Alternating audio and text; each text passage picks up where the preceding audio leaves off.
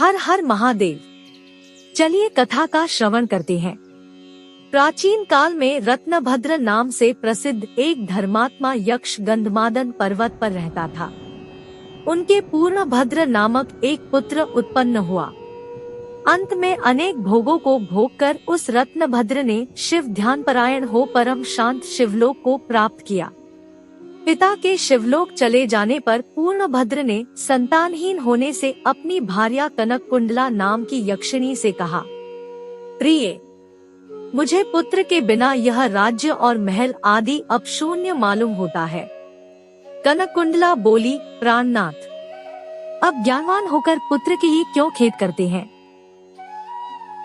यदि यही इच्छा है तो पुत्र मिलने का उपाय कीजिए। इस जगत में उद्यमी लोगों को क्या दुर्लभ है। जो प्राणी प्रारब्ध के भरोसे रहते हैं वह नितांत का पुरुष है, क्योंकि अपना किया हुआ कर्म ही प्रारब्ध है और कुछ नहीं। इस कारण प्रतिकूल प्रारब्ध को शांत करने के लिए समस्त कारणों के भी कारण रूप भगवान शिव की शरण में जाना चाहिए। यदि आप सर्वश्रेष्ठ पुत्र चाहते हैं तो भगवान शिव की शरण ग्रहण कीजिए। अपनी पत्नी की बात सुनकर यक्षराज ने गीतवाद्य से भगवान शिव का पूजन कर पुत्र की अभिलाषा पूर्ण की। उसका नाम हरिकेश पड़ा। पुत्र उत्पन्न होने की प्रसन्नता से उसने अनेक दान पुण्य किए।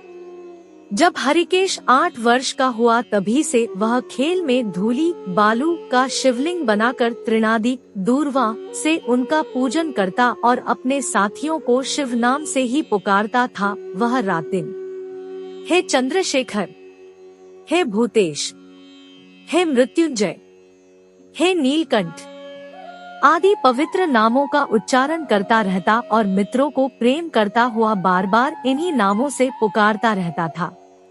उसके कान के नाम के अतिरिक्त अन्य किसी को ग्रहण नहीं करते थे। वह शिव मंदिर को छोड़कर किसी अन्य जगह नहीं जाता। उसके नेत्र शिव के अतिरिक्त और कुछ देखने की इच्छा नहीं रखते थे। वह स्वप्न में भी भगवान शिव को ही देखा करता था। हरिकेश की यह दशा देखकर उसके पिता ने उसे गृह कार्य में लगाने की अनेक चेष्टाएं की, किंतु उस पर कुछ भी असर नहीं हुआ।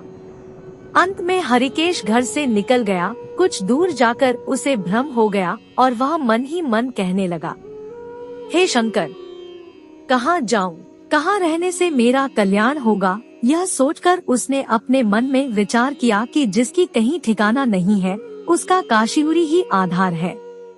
इस प्रकार निश्चय कर वह काशीपुरी को गया, जिस अविमुक्त क्षेत्र में पंचभौतिक देह त्याग कर प्राणों का शिव की प्रसन्नता से फिर देह से संबंध नहीं रहता। उस आनंदवन में जाकर तप करने लगा। कुछ समय बाद भगवान शिव ने पार्वती को अपना विहार वन दिखाया।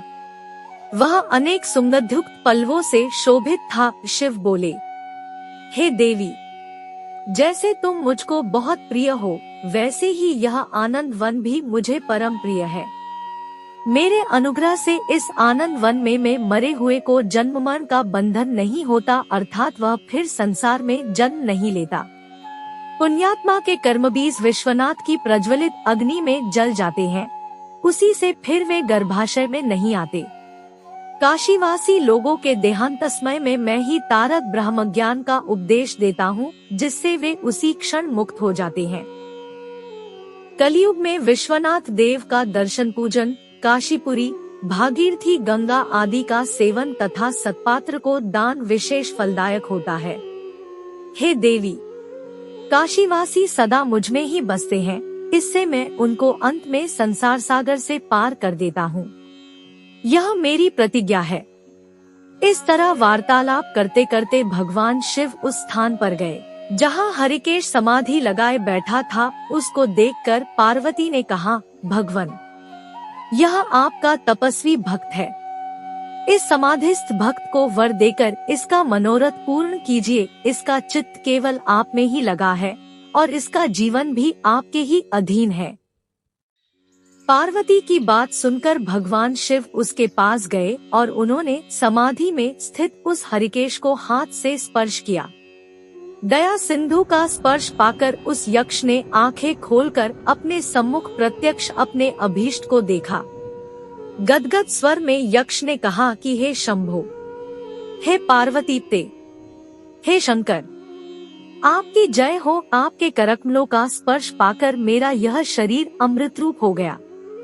इस प्रकार प्रिय वचन सुनकर भगवान शिव बोले, हे यक्ष, तुम इसी क्षण मेरे वर से मेरे क्षेत्र के दंडनायक हो जाओ।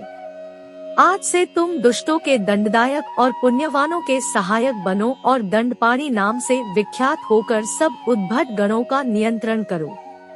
मनुष्यों में सत्य अर्थ नाम वाले संभ्रम और उद्भ्रम, ये दोनों गण सदा तुम्हारे साथ रहेंगे। तुम काशीवासी जनों के अन्नदाता, प्राणदाता, ज्ञानदाता हो और मेरे मुख से निकले तारक मंत्र के उपदेश से मोक्षदाता होकर नियमित रूप से काशी में निवास करो। भगवान शिव की कृपा से वही हरिकेश यक्ष काशी में दंडपाणी के रूप में स्थित हो गया और भक्तों के कल्याण में लग गया। कथा का श्रवण करते समय शब्दों की त्रुटि हुई हो तो मुझे क्षमा करें और कमेंट में हर हर महादेव जरूर लिख दे।